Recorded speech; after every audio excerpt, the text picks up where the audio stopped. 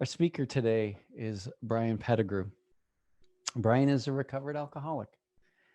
He spends his time being happy and joyous and helping others. He was born in Ontario, and he grew up playing major junior hockey and baseball. He's a very athletic man growing up.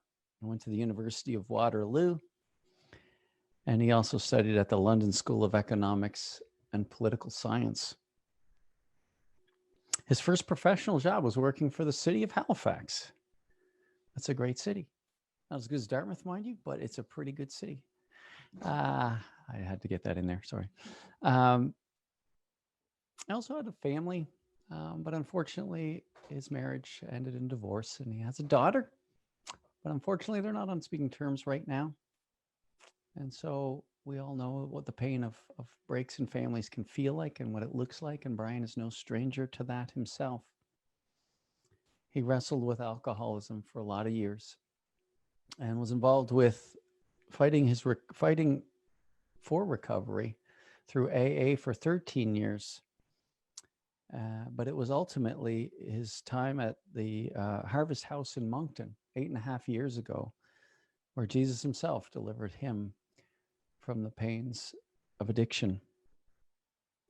Presently, he now delivers the 12-step program with all kinds of addicted brothers and sisters in Metro. He is a real warrior. He has a soft heart and thick feet as he does the work of Jesus in our community. Please give a nice, warm welcome for Brian Peddigrew.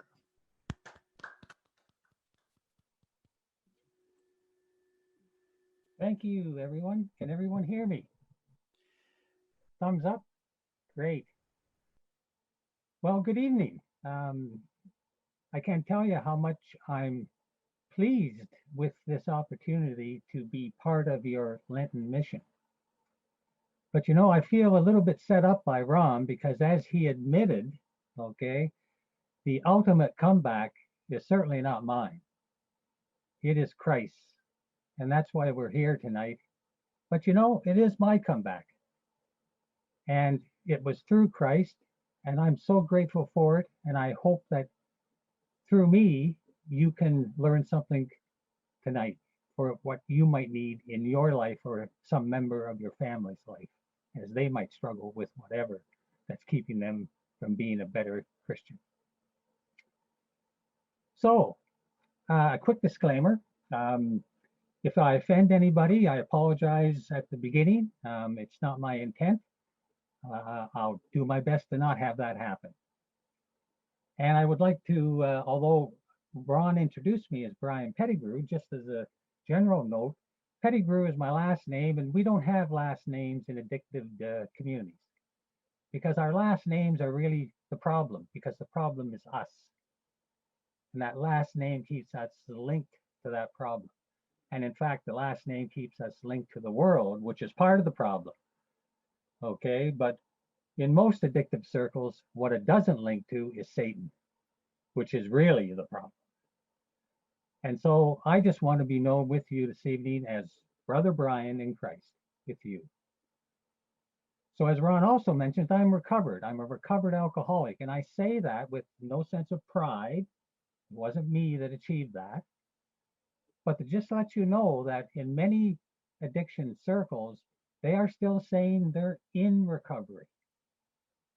And the difference is, of course, very, very dramatic. I mean, they haven't done the work. Most people in AA don't know anything about the steps. They don't do the steps. And in fact, then they never really get recovered. And so it's a distinction that's worth making. And if I say that I'm recovered in an AA room even, I'll get people looking at me askance. And the reason for that point to be made is that recovery from an addiction is free. But you have to get your head wrapped around how it works. And recovery works like this. This is my disease. Let's just picture that. Here's my alcoholism. The more I concentrate on it, the stronger it gets and the weaker I get. It's the winner. I'm the loser. This has taken away from me the power of choice not to drink. I cannot not drink. If I fight this, the battle continues, but I'm always a loser. So recovery works by understanding that and taking your disease and putting it behind you and turning your head to Christ and establishing that relationship the way it's supposed to be, tearing down the boundaries or the blockages that have been put up between you and making that relationship rich and flowing. And when you do that, the way you're asked, he takes care of your addiction. You don't even have to deal with it. It is removed. It comes as a gift. And it's such an incredible experience. And that's why I can say I'm recovered, because I have absolutely no desire to drink. Now, a little background. Most of you, I'm sure, have some peripheral awareness of alcoholism, but it's important to understand that alcoholism is a disease. It's not bad people trying to get good, although there's some of that in it. It's just sick people trying to get well. Alcoholics, and when I say alcoholic, it can be anything, any drug, okay? In fact, any compulsive destructive behavior that is ruining your life, that is ruining your relationship with Christ, with your wife, with your boss, whatever, okay? Because they're all essentially the same. And when you're dealing with an addiction, that sickness, there are three things to keep in mind. One is it always gets worse. It never gets better. Oh my, if it only did, but it doesn't. Over time, it always gets worse. It might give you a little victory here and there, but it doubles down next time. The second thing is that it's a primary disease. And by that I mean that until you deal with it, nothing else in your life that's wrong is going to get better. Okay, you have to deal with it as a priority. And the third thing about an addiction, sadly, is that it's terminal. It will kill you. I've been to many funerals. But before it does that, it will ruin everything around you and hurt everyone around you. Okay? And this sickness has been around. I just heard on the news last week that in Egypt they discovered a brewery that's over 5,000 years old. I mean, this disease has been with man since grapes. And and if you go to an Amazon tribe deep in the Amazon, as much as that's getting harder to find, that's never been civilized or seen a white man, and you have 100 people, you will find in that group from 2 to 5 alcoholics. So it's not a cultural thing, it's just part of the human experience. And alcoholics process alcohol differently, okay?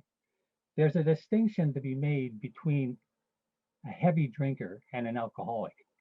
Many people get to the heavy drinking stage, and they can, if they're given sufficient cause, if the wife said, stop or you're kicked out, or the doctor says, 6 months from now, you're gone, whatever, if they're given sufficient reason, they can stop or stop enough. But the real alcoholic can't. There's no stopping. There are two characteristics that define the true alcoholic, okay? Because they process alcohol differently, they want more. As soon as they have one, they want more. Most people, as you know, you probably yourself, you have a drink, maybe two, and you start to feel tipsy. You start to feel a little this, a little that, out of sorts, and you don't want any more. But the alcoholic, his system, he wants more. She wants more.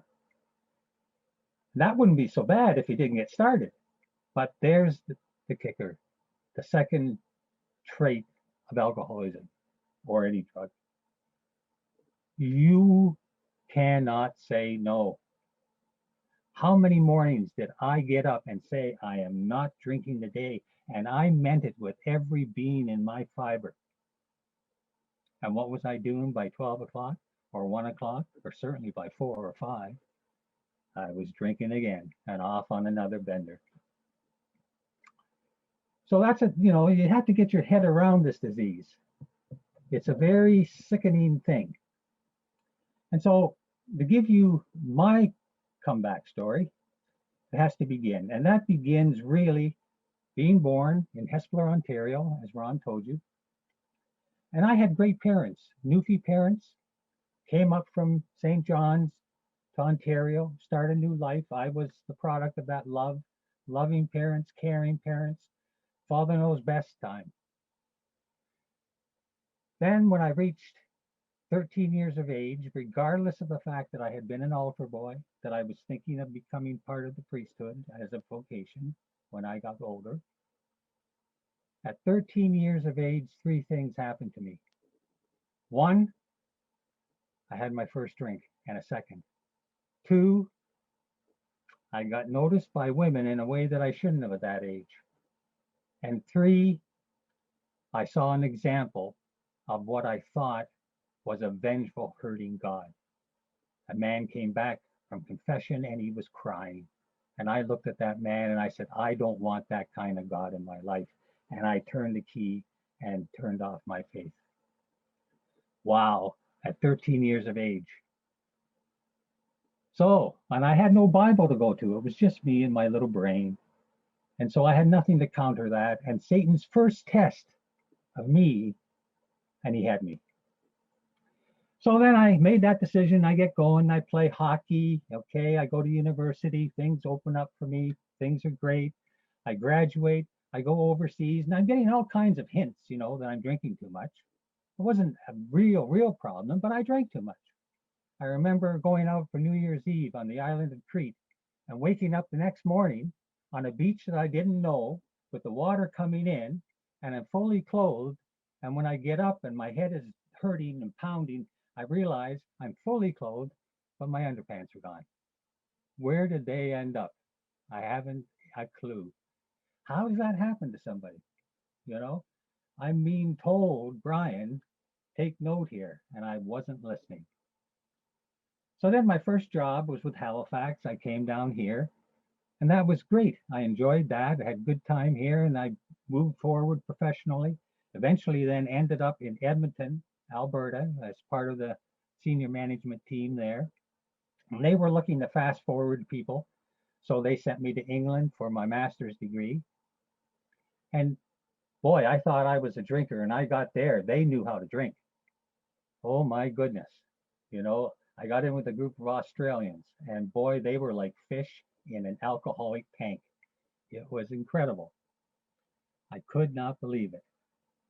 And so there I am. I get out of England, and I'm doing okay. But I met a young lady there, an opera singer, okay, on the stage from South Africa. And so we got something going romantically. And the next thing you know, I'm down in South Africa getting married. And, she's a wonderful woman, beautiful, talented, 3rd generation Scot heritage. But, I wasn't happy in that marriage because it was all about me, wasn't it? She didn't drink. I wasn't getting what I wanted, okay? It was all about me, wasn't it? And so we're into our 5th year of marriage, and I'm just about to ask for a divorce, and my wife, Heather, blurts out that she's pregnant. And so I shut up, and I say to myself, I'll see her through the term, and then when the child is born, I'll ask for a divorce. And that's what happened. And so primarily, that's the legacy of being estranged from my daughter. And my daughter was born, and a year later, the divorce went through, and my wife packed up and went back to South Africa with the 2 dogs and the piano. Anyway, so now I'm free, eh? Now I'm in my house, and I could really start drinking and having fun. And I did, I mean, I started attending AA because the next girlfriend I had in my life said, "You can't do this, Brian. You're drinking up. I find you on the floor, passed out." So I started going to AA.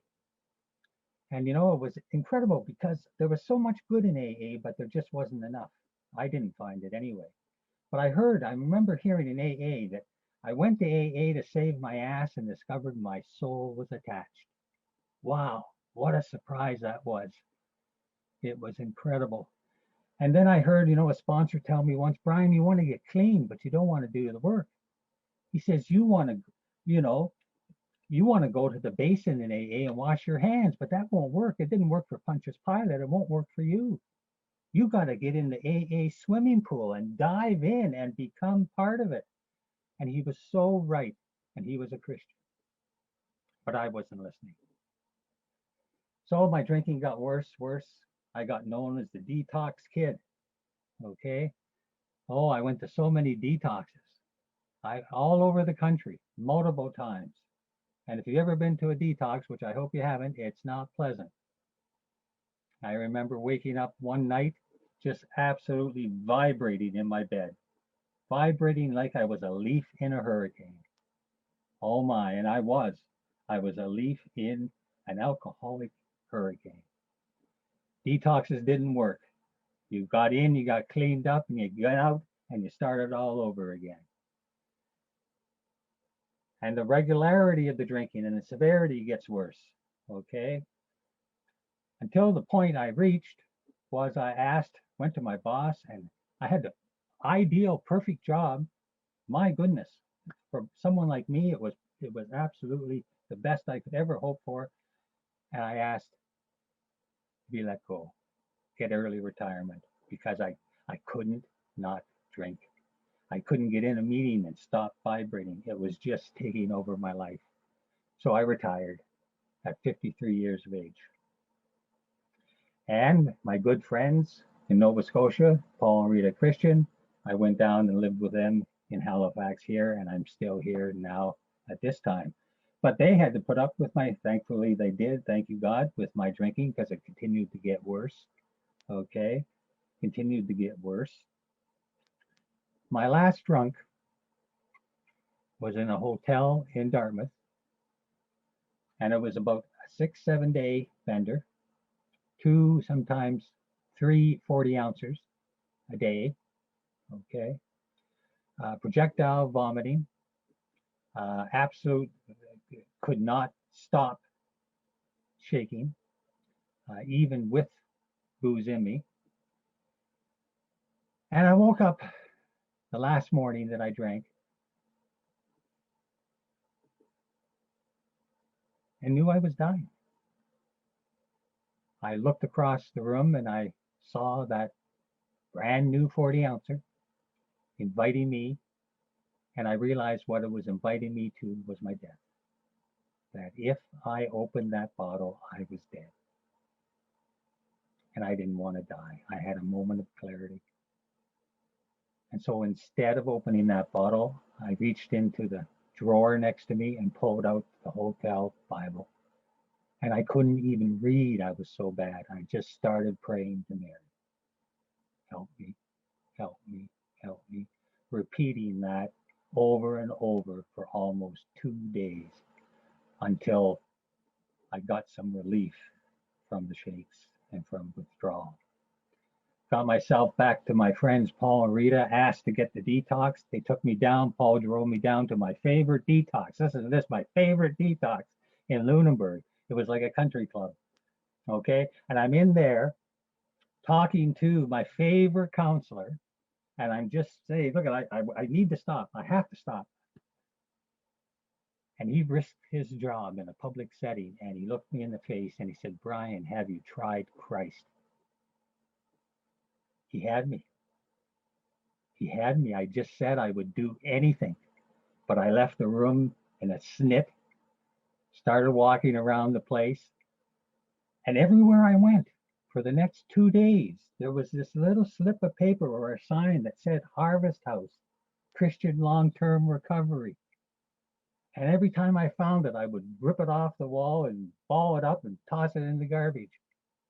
But after 2 days of this, I started to get the message. And so I picked up the phone and called Harvest House. And I thought, well, I mean, there's got to be a long waiting list. I'll just get over this now and I'll be okay. So, I mean, a month, 2 months before they can get me in, guy answers the phone, says, can we be here Friday? Oh my, this is a Wednesday. Can you be here Friday? Yes.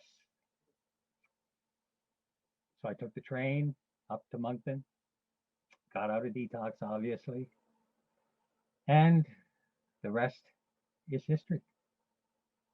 Moncton House was where I got recovery.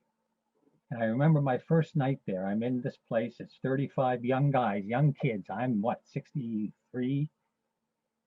And most of these young kids are either getting out of jail, and this is where they can stay out of jail, hopefully, or they're there because they don't want to go into jail. Okay.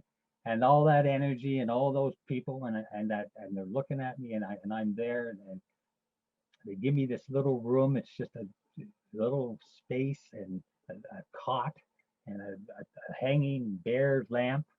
And I almost left that first night. I almost left, but I remembered praying to Mary. And I said, I'll stay, I'll give it a night. And I did. The next morning, I went to class. Okay, they taught 12 Steps with Christ there, which that's my ministry, but theirs was Celebrate Recovery, which is the same thing now. And it was it. That's what saved me. I first felt like I belonged because I had a sense that I fit in. I felt good about where I was, and I got my faith back. And wow, I just knew it. And they knew it too. This is a 6-month program. And after less than 2 months, I'm recovered. I know it and they know it. And so they asked me to start teaching the program. I couldn't believe it. Start teaching the program, Brian. We need you. And what I'm, holy smokes, I'm just fresh. I'm out of the toilet, just trying to gasp and get some breath. Teach the program. So I said, I'll sleep on it. And there was the true test. Sleep on it again. The Holy Spirit told me, sleep on it.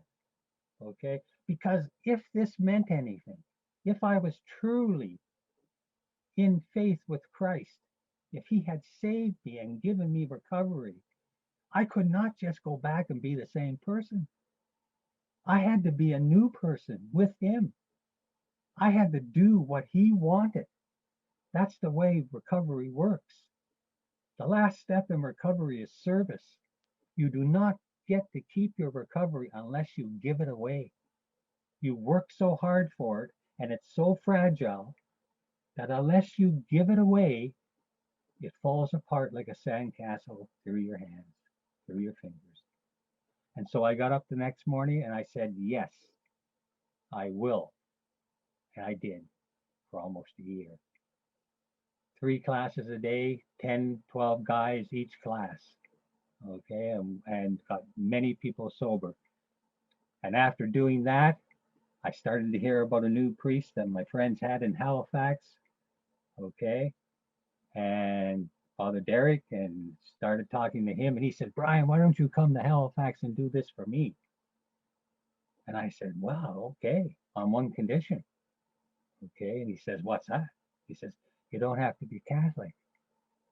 And I'm not leading you to necessarily to Catholicism. I want to lead people to Christ because that's where recovery is. Once they get Christ in their life and they're recovered, then they can decide where they want to go. And we can point them to Catholicism, but they can go wherever they want. That's my condition. And he said yes. And that worked. And we had a good working arrangement. And I started this 12 Steps with Christ, and I'm still doing it to this day. But the key to that was surrendering to Christ and again accepting not servitude, but accepting that my calling, what Christ had done for me, because he had saved me, he had rewritten my brain, okay, so that I wasn't insane anymore. Because alcoholics are insane. Any addict is. You do not keep putting your hand on a red hot stove and getting burned time after time after time. That's what an alcoholic does. You are insane when it comes to your addiction. Okay. But I had my brain recircuited and I'd started making decisions based on the truth. And that was the difference. So, what a comeback for me. I mean, I was certainly dead in that hotel room. Actually, what I was going to do was climb up to the top of the bridge, and jump off. So, I mean, I was dead, but more than that, my soul was dead. I mean, I was lost. So not only did God, when I asked, save my life, he gave me my soul back. And it's such an incredible thing to be thankful for. And the peace and serenity that he's given me and allowed me to bring to others is just incredible. And so what I want to do now is shift things a little bit. I mean, I could go on about my story, okay, my ultimate comeback story, but I don't want to. I mean, it's like anybody else's. Hopefully there'd be more of them. I want to turn this around to include you. What is your ultimate comeback story going to be? Because if you don't think you're being called to one, you're wrong. I mean, I've been prepared to do my ministry and I've been prepared to be here tonight and speak to you. And you're here because you're supposed to listen. Okay. And God has called you to some comeback story. Where are you this Lenten season? I've learned that there are 7 types of faith, 7 stages of faith. Even the non-believer is a stage. Think of the Titanic sinking in the North Atlantic in the middle of the night, freezing water. And you're in that water. Okay? The non-believer is like that person out in the dark. They can't even see him. He's shouting. He's trying to find something to save him. Probably won't find it. Hopefully he does. I believe he would if he asks. But that's a non-believer. You cannot not believe or say you're a non-believer without asking the question. It's in your head. So in a way, you are a believer. And then the very first stage of faith is a struggling faith. You're in the water and you're trying to, stay afloat and it's so cold and you're struggling and you can't do it. Oh my, you got to find something else to get this faith stronger. You're struggling. Oh my goodness, where are you in your faith? The next stage of faith is a clinging faith. Finally, that struggling is over because you've managed to make your way to a lifeboat and you're clinging to the side of the lifeboat, just completely exhausted. Clinging faith, just hanging on when it's so much more, but at least you're there. Okay? The next level of faith is a resting faith because you're now out of the water and you're in the lifeboat and you can rest. You don't have to struggle anymore. You don't have to cling. You're at rest. There's some peace and serenity. The next level is helping faith. Okay, because you move, God has now softened your heart and you're moved to help others in the boat. Help those that are down there clinging, get them into the boat. Help those that are struggling, get over here, to get over to the boat. Okay, a helping faith. And the 6th type of faith is leading faith. Leaders. Someone's got to be organizing the boat. Someone's got to be figuring out what's coming next. Somebody's got to be saying, you help people out of the water. Somebody's got to be making disciples. There's a leader's faith. And the 7th level of faith is, of course, sainthood. We all are supposed to be saints, aren't we? And what is a saint? It's just a man, you and me, or a woman.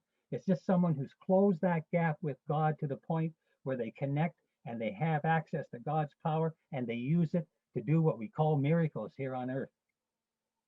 You know, there's no reason to not strive for sainthood. So there's your 7 types of faith. And where are you in your faith? Where is the gap in your faith?